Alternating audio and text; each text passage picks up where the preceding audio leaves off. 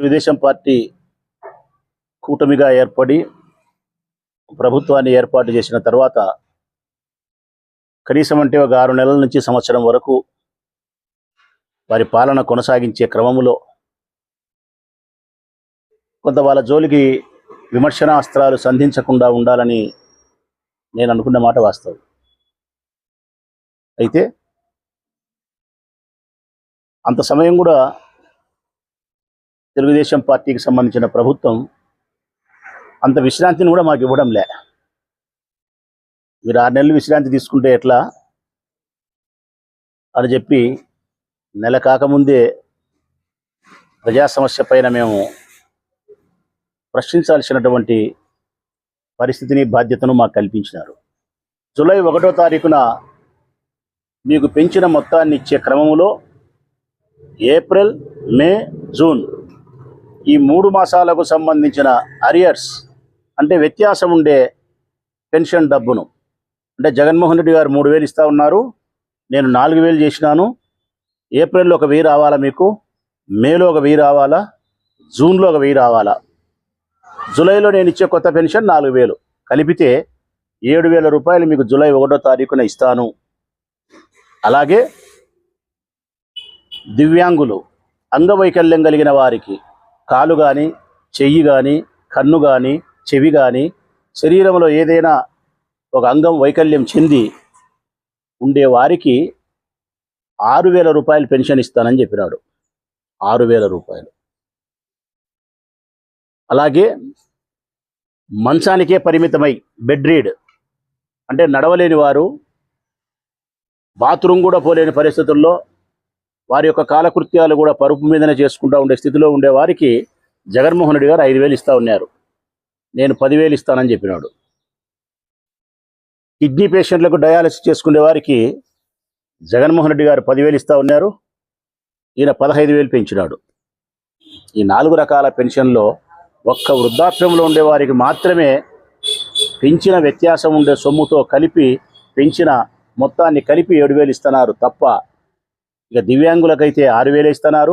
వారికి 15,000 రావాల్సి ఉంటే 9,000 రూపాయలు ఎగరగొట్టినారు. బెడ్డీడైన వాళ్లకు 25,000 ఇవ్వాల్సి ఉంటే 15,000 ఎగరగొట్టి 10,000 ఇస్తున్నారు. డయాలసిస్ కిడ్నీలు చేసుకునే వాళ్లకు 30,000 ఇవ్వాల్సి ఉంటే 15,000 ఎగరగొట్టి 15,000 ఇస్తున్నారు. మేము ఓడిపోయినాము, మీరు మోసపోయినారు. మేము ఓడిపోయినాము, మీరు మోసపోయినారు.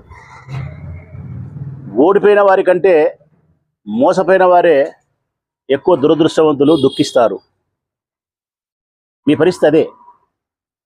5 సంవత్సరాల పొడుగున, నేటి నుంచి 5 సంవత్సరాల పొడుగున మీరు మోసపోతూనే ఉంటారు, దుఃఖిస్తూనే ఉంటారు. ఆశించిన లబ్ధి మీకు అందక ఇబ్బందులు పడతానే ఉంటారు. మీ తరఫున మేము ప్రశ్నిస్తూనే ఉంటాం.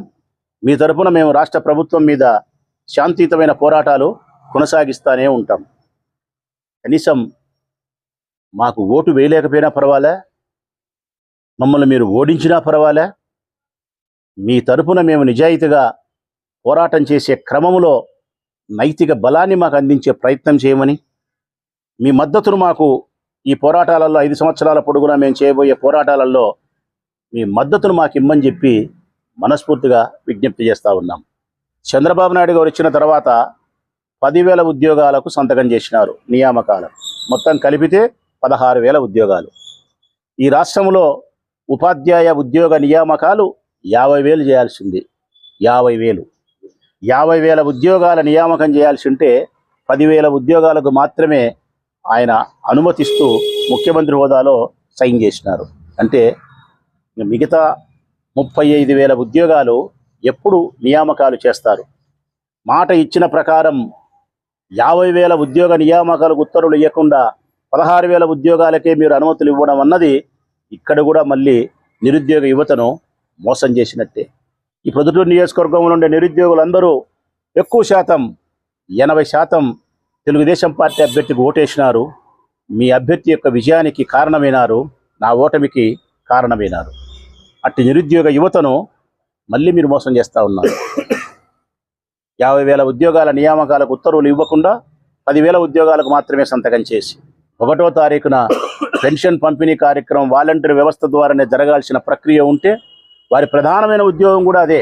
వాలంటీర్ల యొక్క ప్రధానమైనటువంటి విధి కూడా పెన్షన్ల పంపిణీ కార్యక్రమం. ఆ పెన్షన్ల పంపిణీ కార్యక్రమం వారితో కాకుండా ఇతర ఉద్యోగస్తులతో పంపిణీ కార్యక్రమం మీరు చేస్తూ ఉన్నారు అంటే వాలంటీర్ వ్యవస్థకు మీరు మంగళం పాడినట్టే అని చెప్పి ప్రజలు అనుకుంటా ఉన్నారు. ఇక మోసం చేయడం ప్రారంభమైంది. మోసపోయే తంతు ప్రజలపైన ఉంది.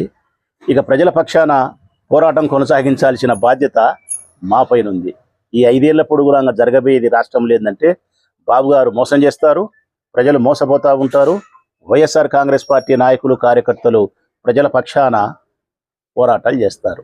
ఇదే ఇక జరగబోయేది.